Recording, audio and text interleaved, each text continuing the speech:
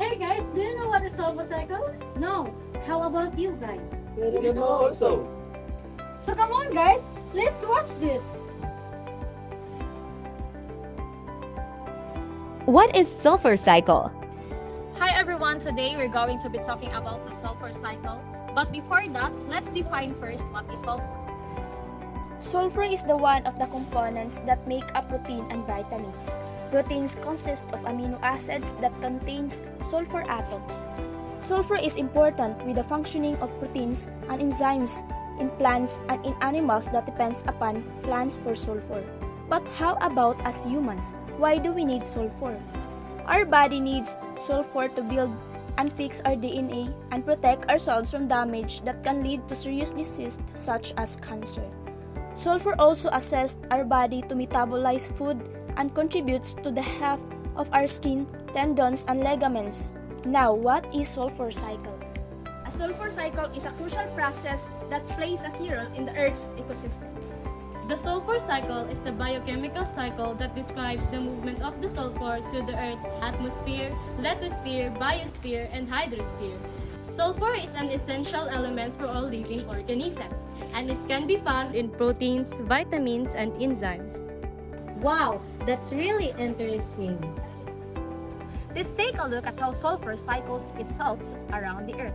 First, sulfur reserves are found in the lithosphere and are released by weathering.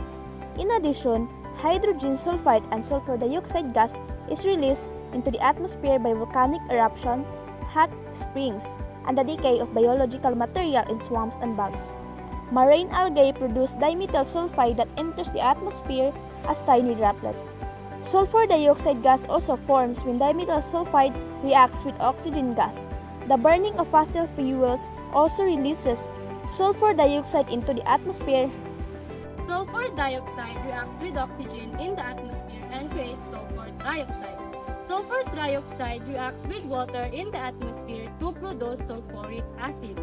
Sulfur dioxide also reacts with ammonia in the atmosphere to produce sulfate. The sulfuric acid and the sulfate salt fall to the earth by precipitations like rainfall. The soil absorbs the sulfate salt. Plants absorbs the sulfur by absorbing the sulfate salt from the soil. Animals in form get sulfur by eating the plants, and the animals release sulfur when decay as animals decay. They release sulfate salts and hydrogen sulfide. Anaerobic bacteria breaks down the hydrogen sulfide into sulfur gas. The aerobic bacteria converts the sulfur into the sulfate salts, which again the plants absorb, and then like any other cycles, it just keeps going around and around. It's amazing how interconnected everything is in nature. By understanding the sulfur cycle, we can appreciate the importance of preserving these essential elements for future generations. Thank you for explaining the sulfur cycle, Hannah. We've learned so much today. You're welcome all. I'm glad I could help you to understand the wonder of Sulfur Cycle.